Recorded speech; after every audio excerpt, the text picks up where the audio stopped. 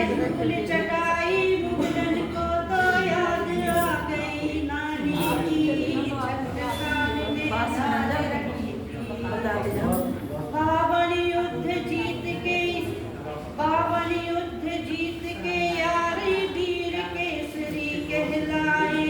हार नहीं कभी जीवन में, हार नहीं कभी जीवन में, जीत सहे उनको नाका लाल कुंवर की कोख से जन्मे। अरे लाल कुंवर की कोख से जन्मे मां ममता मर्दानी की सिंह वाहनी का बेटा बन। अरे सिंह वाहनी का बेटा बन गौरव मातु जवानी की छत्रसाल ने लाज रखी थी। अरे छत्रसाल ने लाज रखी थी बुंदेली माटी की धूल चटाई थी मुगलन को, धूल चटाई थी मुगलन को याद आ गई नानी की। चंपत राय शेर को पाकर दिल से गर्वित होते थे। मोर पहाड़ी जंगल में पा, अरे मोर पहाड़ी जंगल में पा जन्म सिंह से सोते थे।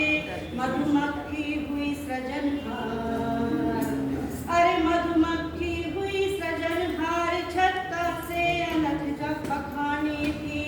नाम इसी से छत्रसाल पड़ा, नाम इसी से छत्रसाल पड़ा। छलबल की नहीं निशानी की छत्रसाल ने लाज रखी थी।